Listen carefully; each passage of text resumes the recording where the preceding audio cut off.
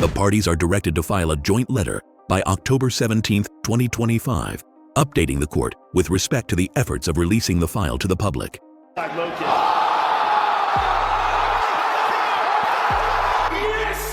Hell yeah! It started with one Redditor and turned into a movement. What began as a single post asking, "Where is the recording?" became a coordinated push from several Team Baldoni supporters who refused to let this thing stay buried. They did what no one else could and forced the court to make Blake's lawyers move. And it worked. One of those users filed a formal letter to Blake's attorney, Miss Hudson, politely but firmly demanding the release of the long-teased Steve Sarowitz audio. The same one Blake's side has been citing for months as proof she and Ryan were allegedly threatened, yet somehow never produced. The letter was not emotional, it was precision warfare. It quoted case law, referenced docket numbers, and even offered to accept the file through Google Drive or Dropbox if that made things easier. A Redditor basically out-lawyered a Hollywood law firm, and the judge noticed. In response to the public pressure, Judge Liman issued an official order acknowledging the wave of inquiries. The filing reads, "The court has received inquiries from the public regarding Exhibit 1 to Plaintiff Blake Lively's motion for fees and damages under California Civil Code Section 47.1. The court has been informed that the exhibit cannot be filed on the public docket, as the electronic case filing system does not support audio files. The court therefore requests the parties' assistance in publicly releasing the file." The parties are directed to file a joint letter by October 17, 2025, updating the court with respect to those efforts. Translation: the judge just put Blake's team on the clock. The irony is rich. After months of Blake's lawyers accusing Wayfarer of hiding evidence, the court is now saying, "Okay, Miss Lively, where is yours?" The supposed smoking gun recording, the one Blake used to paint herself as the target of a $100 million vendetta, was never actually filed, not once. Not as a link, not as a CD, not as anything. They swore it was attached. It was not. Now, the court, the defense, and the internet are all staring at the same empty placeholder and asking, "Where is the tape, Blake?" Because here is the uncomfortable truth.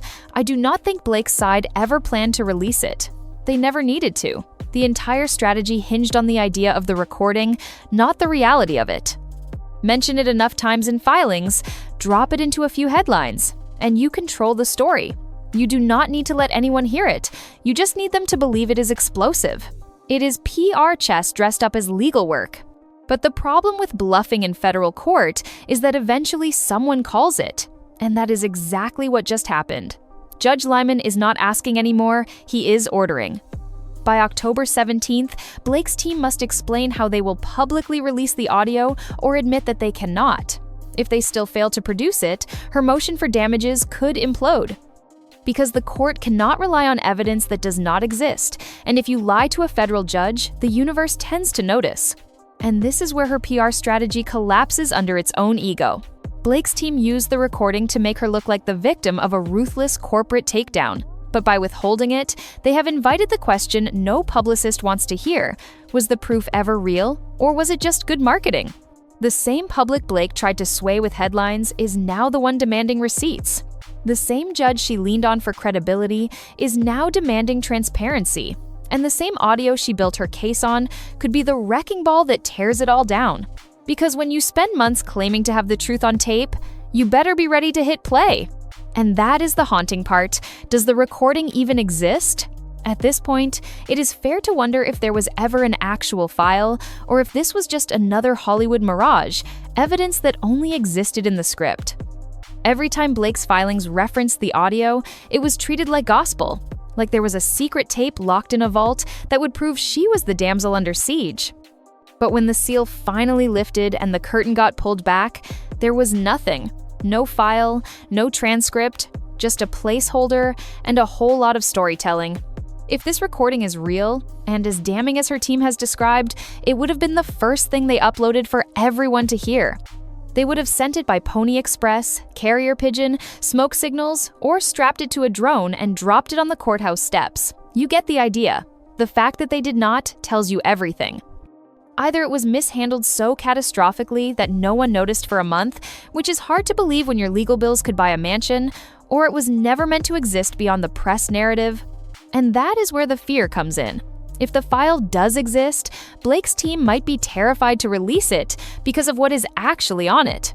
Remember, this was not a studio memo or a boardroom recording. It was a private in-person meeting secretly taped by Claire Ayoub, a filmmaker who was working on her own Wayfarer project. Claire claimed she did it because she feared being pressured by Steve Sarowitz, but that excuse does not hold water.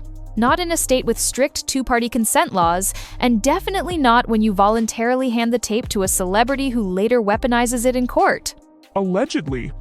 If that recording was made without Sarowitz's knowledge, then it is potentially illegal to share or use in litigation, which means Blake's lawyers are in a no-win scenario. Submit it and they admit it was improperly obtained. Do not submit it and their entire motion rests on smoke. So they do what PR-trained attorneys always do: stall, distract, and hope nobody notices the missing exhibit. But people noticed. That is the problem with building your empire on public sympathy. You invite public scrutiny. The Reddit users who hounded the docket were not trolls. They were watchdogs with Wi-Fi. They tracked filings, called the clerk's office, and pieced together a digital breadcrumb trail that forced the judge's hand. This was not gossip. It was open-source accountability. Now Blake's team is boxed in tighter than one of her Met Gala corsets. If they finally release the audio and it turns out to be nothing, just a mundane business chat about film promotion, her credibility goes up in flames.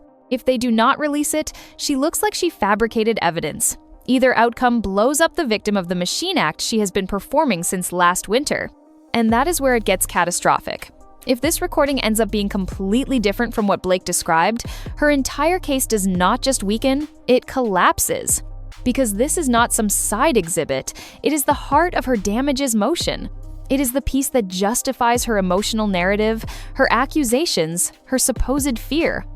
If the tone, the words, the intent are different than what she claimed, she is cooked. The judge will see exaggeration, the defense will see leverage, and the public will see manipulation. All it would take is one line, one moment that contradicts her version, and the entire house of cards folds. The headlines she milked, the declarations she filed, the sympathy she weaponized, it all flips on her. And the worst part, you cannot PR your way out of a recording that does not say what you said it did. That is not spin. That is perjury territory.